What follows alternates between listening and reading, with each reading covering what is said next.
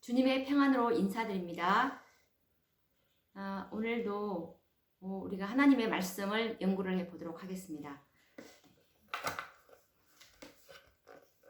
계속 이 14만 4천인에 관한 이 질의응답을 받고 있는데 오늘도 또 그 질문을 계속 이어서 성경과 이 마지막 선지자인 화이트 선지자의 증언의 말씀으로 해답을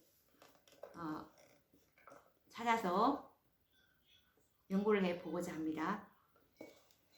또 어떤 질문을 많이 하시냐면 이 14만 4천인들은 이 살아서 성천할 사람들이 아닙니까? 그런데 왜 죽은 자들이 포함된다고 말합니까? 라는 이런 질문을 하시는 분들이 있는데 14만 4천인들은 죽은 사람들은 포함이 안 되고 한 번도 죽음을 맛보지 않은 이런 사람들이 14만 4천인들이다. 이렇게 말씀하시는 분들이 있습니다. 이것은 우리가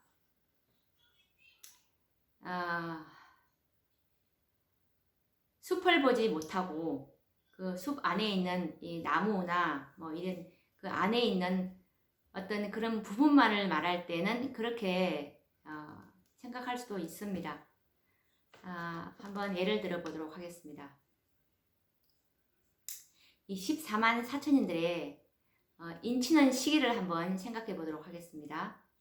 14만 4천의 인치는 시기는 요한계시록 7장 2절에 보시면 이제 해 돋는 대로부터 다른 천사가 살아계신 하나님의 인을 가지고 이제 올라오는데 그 천사가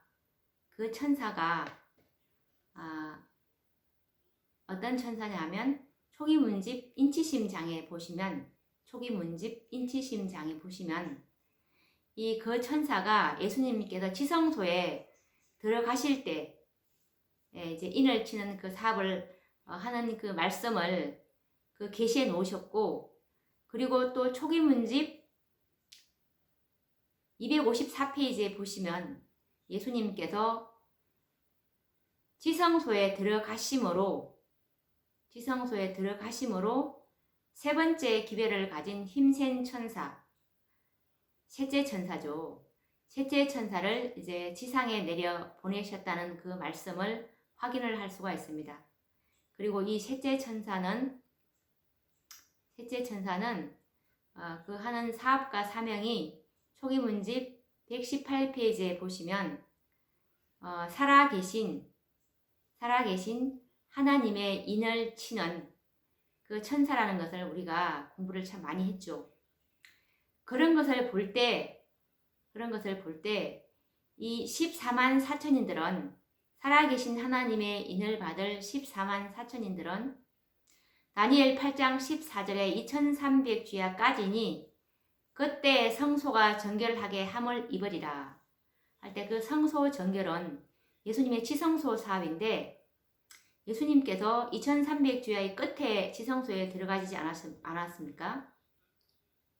2300주야의 끝은 1844년이었고 그래서 이 예수님께서 지성소에 들어가시는 그 장면이 이 말라기서 이 3장 1절에서도 언약의 사자가 호련히 그 전에 임하시는 그 사건도 예수님께서 지성소에 들어가셔서 레위인들을 깨끗하게 하시기 위해서 거기 들어가지 않으셨습니까? 그 구약시대의 레위인들은 오늘날의 레위인들의 실체인 14만 4천인들을 표상했었죠. 그것이랑 그리고 다니엘서 7장 13절에 인자 같은 이가 옛적부터 항상 계신 자에게 인도되는 그 사건도 예수님께서 지성소에 들어가시는 사건이었고, 그리고 다니엘서 8장 14절에 2300주야의 끝인 1844년에 성소 정결을 하러 가시는 그 사건도 바로 지성소에 들어가시는 사건이었습니다. 그리고 마태복음 25장에 이제 10처녀가 이제 슬기로운 5처녀만 그 들어가는 그 사건도 문이 닫힌지라 그 사건도 예수님께서 지성소에 들어가시는 그 사건을 다 같이 이 4가지 사건들이 다 예수님께서 지성소에 들어가신 사건들이었고 이것이 예수님께서 1844년에 이제 들어가셨다는 그 말씀을 우리가 전체적인 이게 숲을 본다면 그러면 1844년도부터 2023년까지 시간이 지금 거의 179년 경과하지 않았습니까? 그러면 사람이 정말 최장수로 살아도 120을 넘기지 못하기 힘든데 그렇다면 죽은 사람도 있지 않겠습니까? 그러면 죽었다고 인이 무효가 됩니까? 그렇다면 정말 이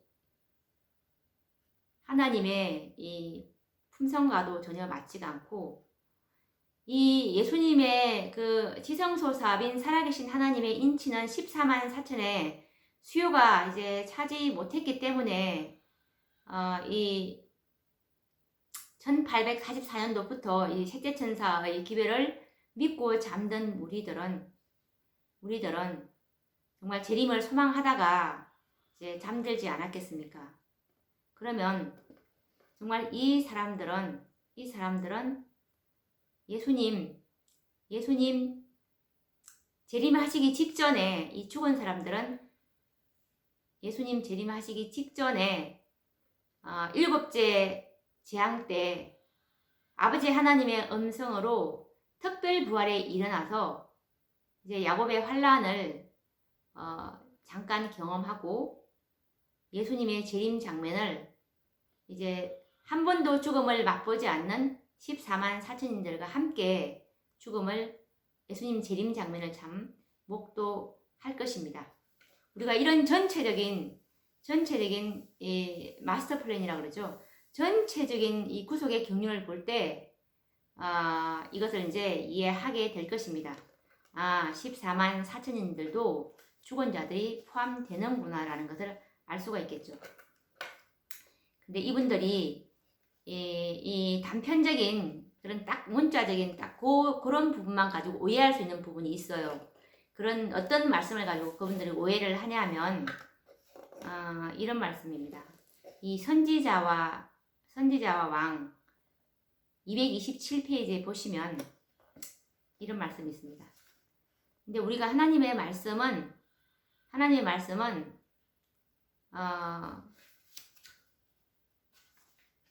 조화를 이루어야 되지 않습니까? 예, 하나님의 말씀은 정말 틀린 것이 하나도 없지 않습니까? 이 말씀도 맞고 저 말씀도 맞습니다. 근데 그것을 우리가 전체적인 것을 우리가 구속의 경륜을 이해한다면 이것은 이런 배경에서 이렇게 말씀하시는 거구나 라는 것을 전체를 안다면 그것을 조화를 시킬 수가 있습니다.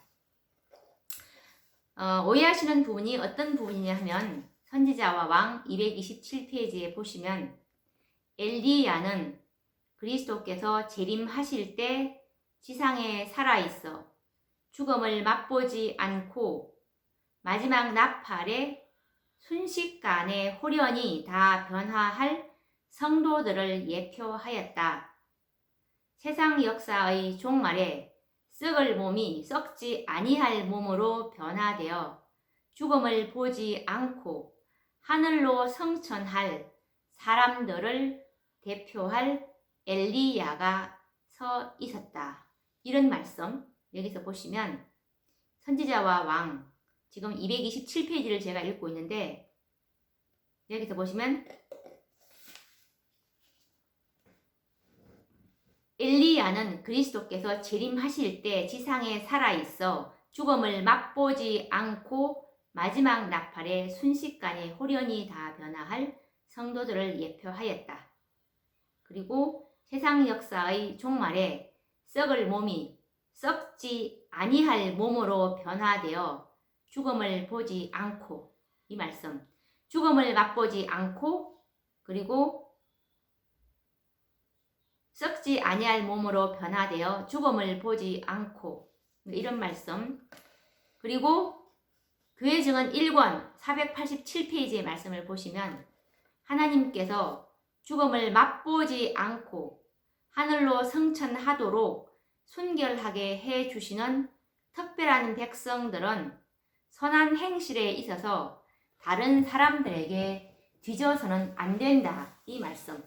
여기서도 보시면 죽음을 맛보지 않고 하늘로 승천하도록 순결하게 해 주시는 특별한 백성. 이것은 누가 봐도 14만 4천이지 않습니까? 그런데 14만 4천은 죽음을 맛보지 않고 이런 표현을 했다는 말입니다. 그리고 또 다른 말씀. 대쟁투 648페이지에 보시면 그 노래는 14만 4천 명 외에 아무도 부를 수 없는 노래이다. 왜냐하면 그것은 그들의 체험의 노래, 곧 다른 어떤 사람도 체험하지 못한 경험의 노래이기 때문이다. 그들은 어린 양이 어디로 인도하든지 따라가는 자며 살아있는 자들 가운데서 땅으로부터 끌어올림을 받은 사람들이다. 자, 이 말씀에서도 지금 이 대쟁투 648페이지는 이 14만 4천 명에 대해서 지금 설명을 하고 있는데, 그들이 살아있는 자들 가운데서 땅으로부터 끌어올림을 받은 사람들이다. 이런 표현들. 이 표현들을 가지고 14만 4천인들은 이 죽음을 맛본 자들은 포함이 안 된다라는 이 말씀을 하십니다. 이 선지자와 왕 227페이지, 교회 증언 1권 487페이지 말씀, 그리고 각 시대의 대쟁투 648페이지에 있는 말씀. 우리가 이런 말씀들을 이것을 조화를 시켜야 하는 것입니다. 그러면 이것에 대한 설명을 해드리도록 하겠습니다. 이 죽음을 맛본 자들은 14만 4천인에 들어가지 못한다는 말은 이 선지자와 왕 227페이지, 그리고 아까 말한 것처럼 이 교회 증언 1권 487페이지에 죽음을 맛보지 않고 라는 이 문구를 오해함으로 생겨난 것인데요. 우리가 이 말씀을 올바르게 이해하기 위해서는 우리가 이 말씀을 올바르게 이해해야 되는데, 하나님의 말씀은 아까 말한 것처럼 하나님의 모든 말씀은 다 옳지 않습니까? 다 진리고 옳지 않습니까? 그러면 아까 제가 처음에 설명할 때 14만 4천인들은 1844년도부터 이제 인침을 시작했기 때문에 죽은 자들도 14만 4천에 이제 들어가야 되는 것입니다. 왜냐하면 죽었다고 인이 무효가 되는 것이 아니고 죽음은 이 품성을 고정시키기 때문에 이들은 잠들었다가 이 14만 4천인들이 이제 수요가 채워지면 이제 예수님 재림하시기 때문에 그때까지 이들은 잠들어 있을 수밖에 없습니다. 그래서 일곱째 재앙 때 아버지 하나님의 음성으로 특별부활을 한다고 말씀을 드렸는데 14만 4천인들이, 그러면 우리가 이 말씀과 조화를 시켜야 하는 것입니다. 그래서 이것을 조화시키기 위해서는 우리가 일요일 법령으로 인해서 이제 7장 동안에 14만 4천인들이 당할 경험들을 우리가 반드시 이해를 하게 된다면 일요일 법령 때 법령으로 인해서 이 7장 동안에 14만 4천인들이 당할 정말 어마무시한 경험이죠. 전대미문의 경험인데, 이 경험들을 이해를 해야 선지자와 왕 227페이지라든지 그리고 교회 증언 1권 487페이지의 말씀, 이 말씀을 올바르게 이해를 할 수가 있는 것입니다. 이것을 이해하기 위해서 우리가 이 요한계시록 13장에 보시면 짐승과 그의 우상에게 절하지 않는 자들, 이들이 14만 4천인들인데 이들에 대해서 요한계시록 13장 15절은 이렇게 말씀을 하고 있습니다. 이 절하지 않는 자들에게 또 짐승의 우상에게 경배하지 아니하는 자는 몇이든지 다 죽이게 하더라라는 이 사형 법령을 이제 14만 4천인들은 이제 그 경배를 하지 않기 때문에 사형 법령을 이제 받게 될 것입니다. 그리고 이 예언의 신에서도 화인 선지자의 이 증언의 말씀 초기 문집 282페이지에도 그것에 관련된 이제 그 상황을 묘사하고 있는데 이 말씀을 한번 읽어보도록 하겠습니다. 초기 문집 282페이지에 보시면 나는 성도들이 도시와 마을을 떠나서 아주 쓸쓸한 곳에서 서로 무리를 지어 살고 있는 것을 보았다. 이때는 이제 7장 때입니다. 7장. 다 이제 이들이 이제 이 핍박으로 인해서 도시와 마을을 떠나서 이제 정말 깊은 산 속으로 이제 서로 무리를 지어서 하나님의 성도들 14만 4천인들이 이렇게 무리를 지어 살고 있는 것을 보았다. 그때 나는 지상의 지도자들이 함께 모여 의논하고 있는 것과 나는 한 문서가 여러 장 복사되어 세상 각처로 전달되는 것을 보았는데 그 문서의 내용은 성도들이 만일 그들의 특수한 믿음을 버리지 않고 안식일 대신 주일 중 첫째 날을 지키지 않는다면 특정한 기간 이후에 그들을 죽여도 무방하다는 것이었다. 이제 사형 법령이죠. 사형 법령을 이제 내리게 되는 것입니다. 어떤 곳에서는 그 법령이 시행되기도 전에 악인들이 성도들을 학살하기 위하여 밀어닥쳤다. 그러나 천사들이 인간의 모습으로 나타나서 그들을 위하여 싸웠다. 사단은 지존자의 성도들을 실망시키려 했으나 예수께서 그의 천사들을 보내어 보호하셨다.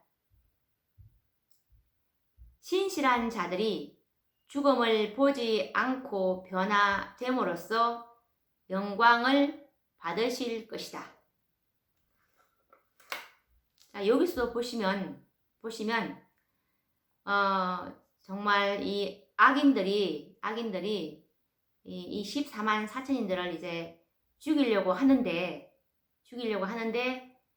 죽을 뻔했지만 이 천사들이 보호로 인해서 이들이 죽음을 보지 않고 이렇게 예수님 이제 재림하실 때 불멸의 몸으로 변화될 것이라는 그 말씀이죠. 그리고 초기 문집 284페이지에 보시면 성도들이 도시와 마을을 떠날 때 그들을 죽이려는 악한 자들이 추격할 것이다. 이제 환난의 때에 이제 이 성도들이 이제 도시와 마을을 떠날 것이고 이제 악한 자들이 추격할 것입니다. 그러나 하나님의 백성들을 죽이려고 치켜든 칼이 부러져 지푸라기처럼 힘없이 떨어질 것이며 천사들이 이제 이렇게 할 것입니다.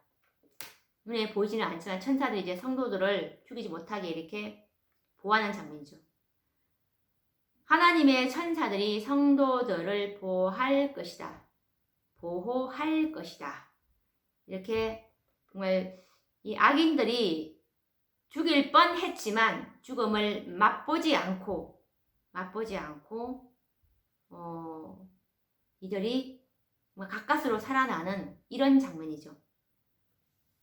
그래서 이처럼 이 14만 4천인은 모두 이 죽음의 위험에 이제 처하게 될 것이지만 14만 4천인들은 이런 위기 일발의 순간에 죽음을 맛보지 않고 살아서 변화 성천할 자들이라는 것을 말하고 있는 것입니다.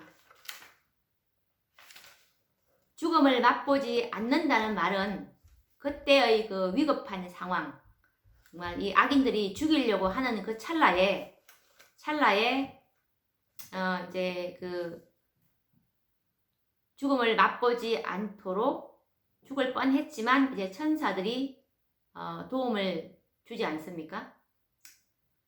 정말 죽음을 맛보지 않는다는 말은 그때 위급한 상황을 표현하는 말씀이지, 죽은 사람은 14만 4천인에 들어가지 못한다라는 그런 말씀이 아니라는 뜻이죠.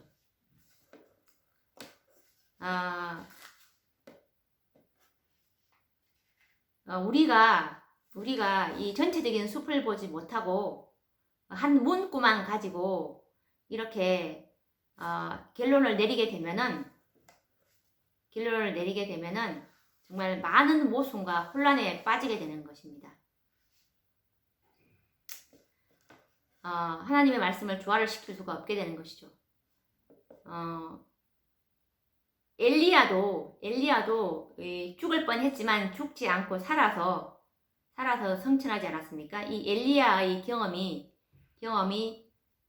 이 마지막 시대의 14만 4천인의 경험을 잘 묘사하고 있는데, 그러면 우리가 엘리야 때의 이런 시대적 상황을 한번 상기해 보도록 하겠습니다.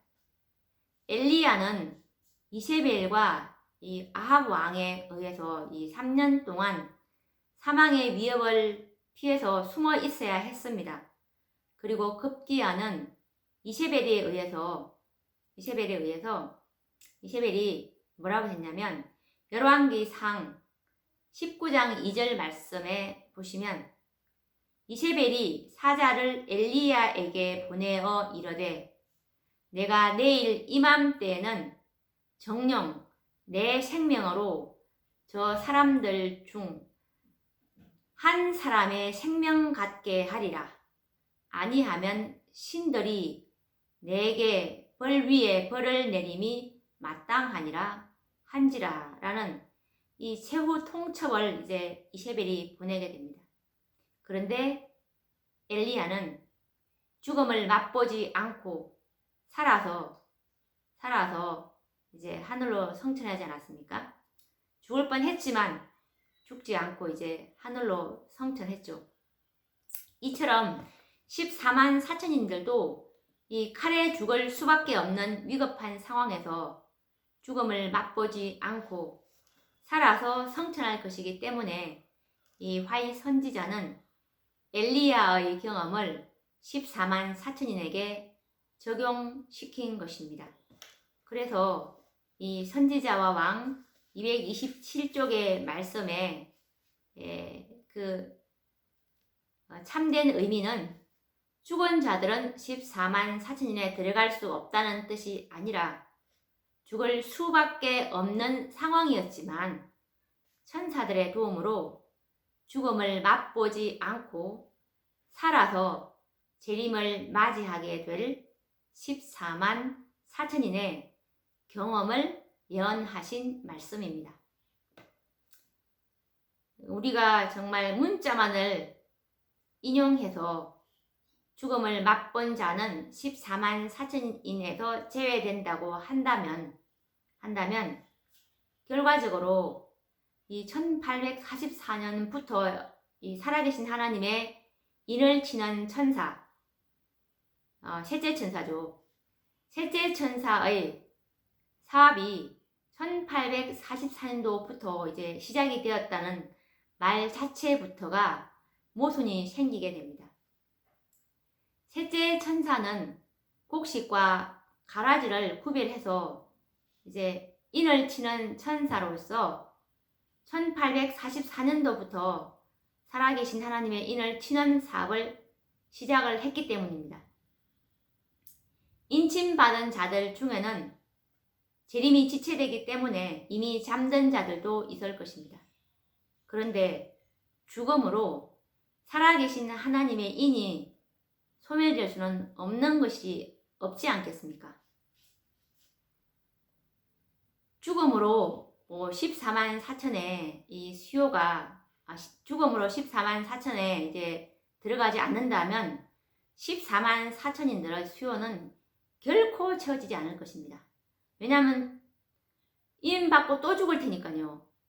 언제 채워집니까? 이거는 말도 안 되죠. 그렇다면 만약에 죽었기 때문에 14만 4천은 받고도 죽었다. 그래 죽었기 때문에 이 14만 4천은 못 들어간다. 그러면 이 죽은 14만 4천인들이 자기 죽음 때문에 이 14만 4천의 이 특권을 잃어버리게 된다면 어찌 그들의 죽은 자들의 항의가 없겠습니까? 그들은 재림이 지체됨으로 죽었고 그 결과로 살아계신 하나님의 인의 그 특권이 없어진다면 그 책임은 죽은 영혼들에게 있지 않고 재림을 지체하신 그리스도께 있는 것이 아니겠습니까? 그런 공의롭지 못한 일을 하나님께서는 계획하지 않으셨습니다. 살아계신 하나님의 인을 받은 사람들은 비록 죽는다 할지라도 특별부활에 일어나서 14만 4천인과 함께 있게 될 것이라는 이 약속은 참으로 공의로운 일입니다. 그래서 하나님께서는 이 성경 말씀에서도 분명하게 작은 이유로 주 안에서 죽는 자들은 복이 있다라는 말씀을 하지 않았습니까? 자금은 이 셋째 천사의 기별 이후에 이 세 천사의 기별을 받아들인 자들을 말하는 것입니다. 이거 다시 한번 확인을 해보도록 하겠습니다. 요한계시록 14장 13절 말씀, 세 천사의 기별을 믿고 잠든 자들도 이 14만 4천의 특권의 그 복에 들어간다는 그 말씀을 다시 한번 확인해 보도록 하겠습니다. 요한계시록 14장 13절 말씀입니다. 또 내가 들으니 하늘에서 음성이 나서 가로되 기록하라. 자금 이후로, 이 자금은 1844년도죠. 셋째 천사의 기별 이후니까 자금 이후로 주 안에서 죽는 자들은 복이 있도다 하심에 성령이 가라사대 그러하다. 저희 수고를 거치고 쉬리니 이는 저희의 행한 일이 따름이라 하시더라. 하는 이 말씀을 우리가 확정을 할 수가 있습니다. 자, 그럼 이 부분은 이제 이해가 되셨을 것입니다. 그러면 또 이 다음에 어떤 또 질문을 14만 4천인에 관련된 어떤 질문을 또 하시냐면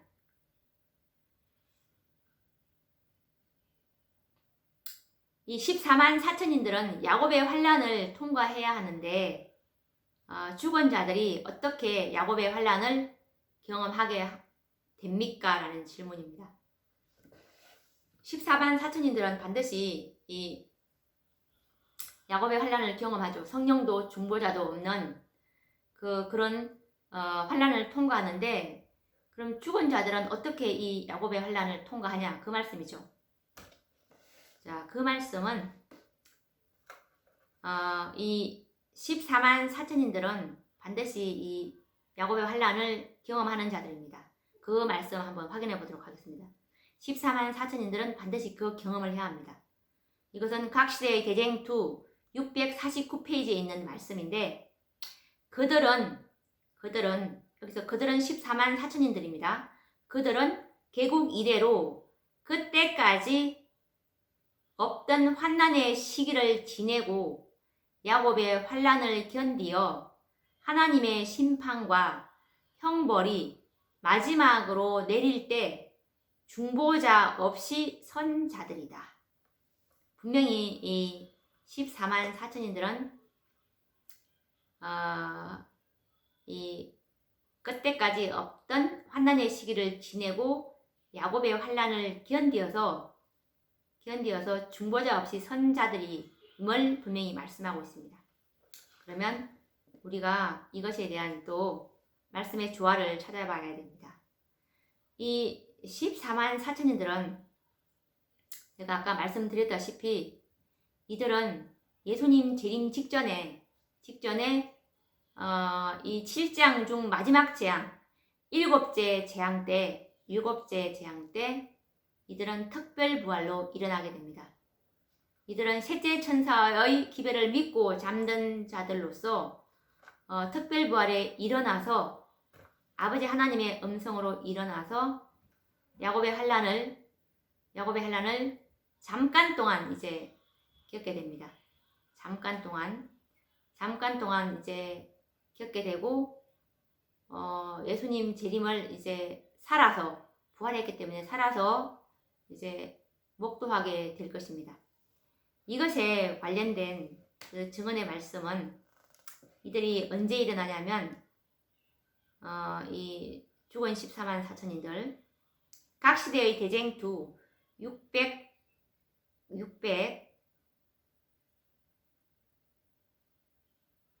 637페이지 말씀을 한번 보도록 하겠습니다. 637페이지 말씀을 한번 보시면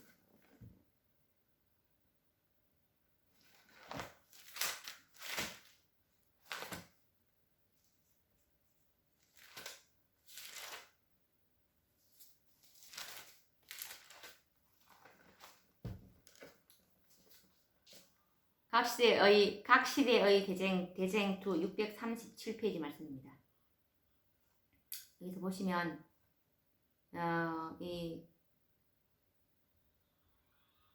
직접 이 말씀을 꼭 보시기 바랍니다. 왜냐하면 자기 스스로가 이것을 확정을 해야 하기 때문에 말씀만 듣지 마시고 직접 이 화이 선지자의 이 각 시대의 대쟁투를 꼭 찾아보시기 바랍니다. 이게 637페이지인데요. 7페이지인데 보시면 무덤은 열리고 땅의 티끌 가운데서 자는 자 중에 많이 깨어 영생을 얻는 자도 있겠고 수욕을 받아서 무궁히 부끄러움을 입을 자도 있을 것이다. 자, 이때가 이제 일곱째 재앙 이제 초기에 있을 사건입니다. 이제 특별 부활을 할 때는 이제 땅에 이제 지진이 오므로 이제 무덤이 열리고 땅의 티끌 가운데 자는 자 중에 많이 깨어 영생을 얻는 자도 있겠고 수욕을 받아서 무궁히 부끄러움을 입을 자도 있을 것이다. 이때 특별 부활할 때 두 무리의 특별 부활을 말씀하고 있죠.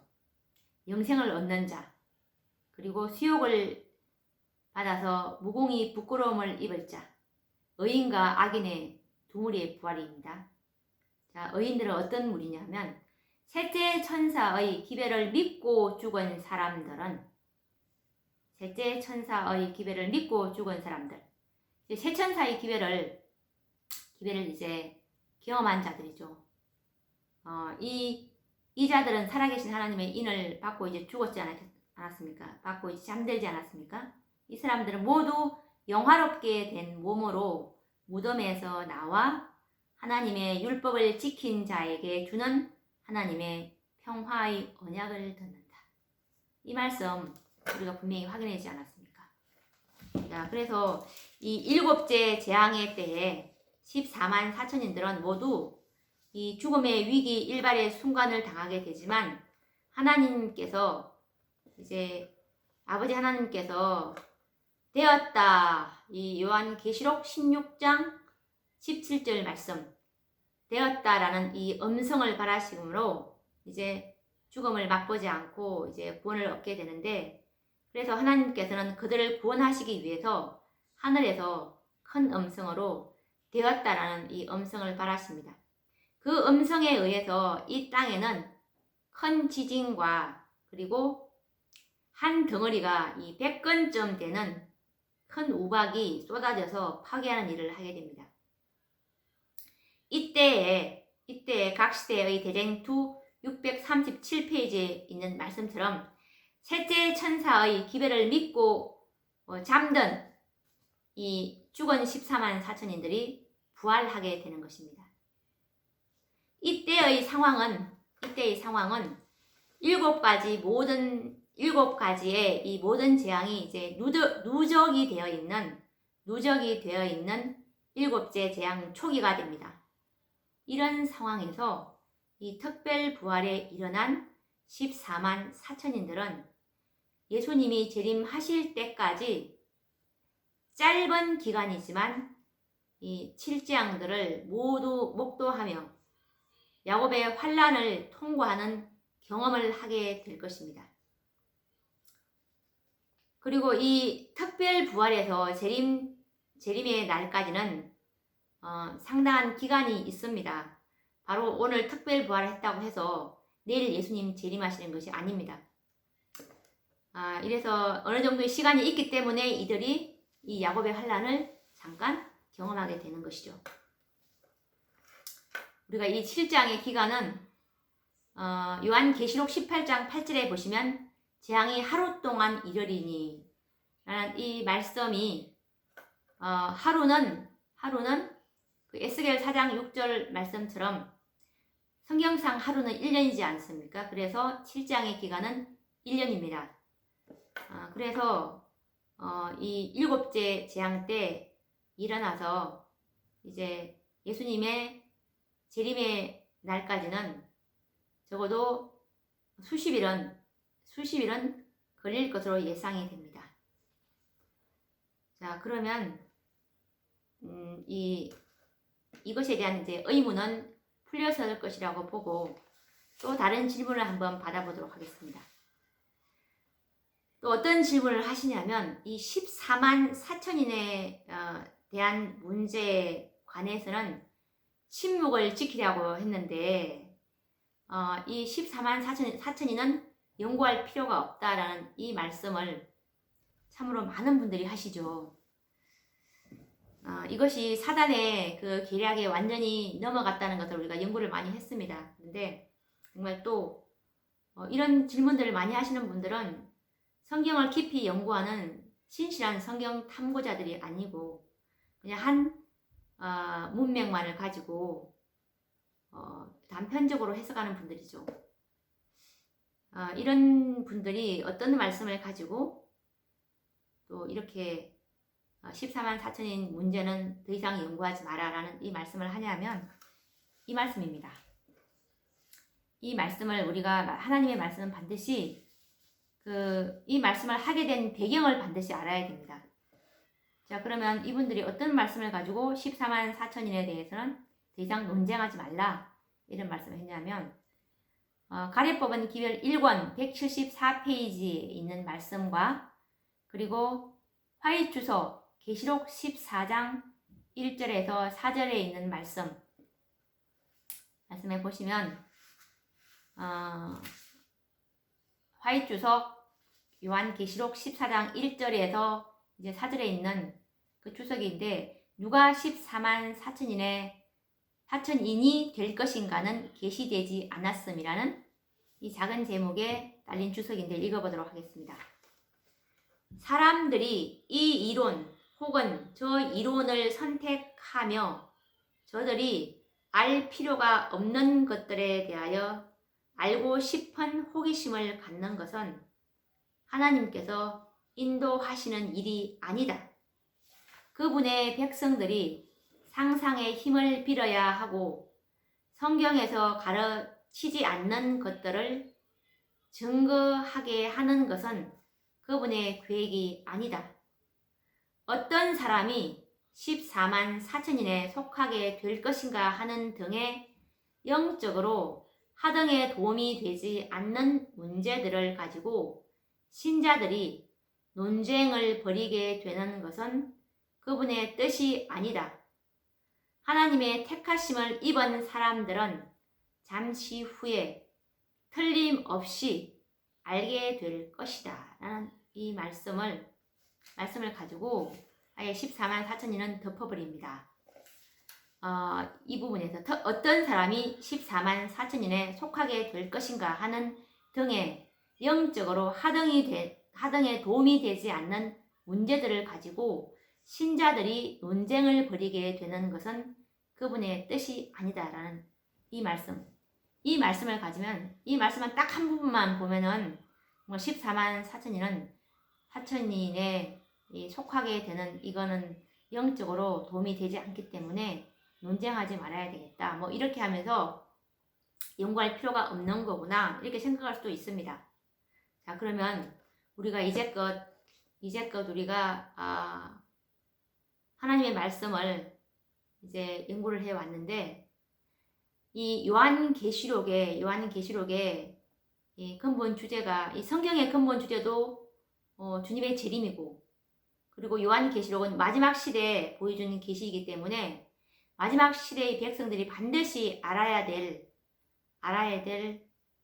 말씀이기 때문에 이 요한계시록의 이 핵심의 그 말씀은 요한계시록 7장과 14장인데 세 천사의 기별로 정결케 될 14만 4천인들이 예수님이 이 마지막 시대에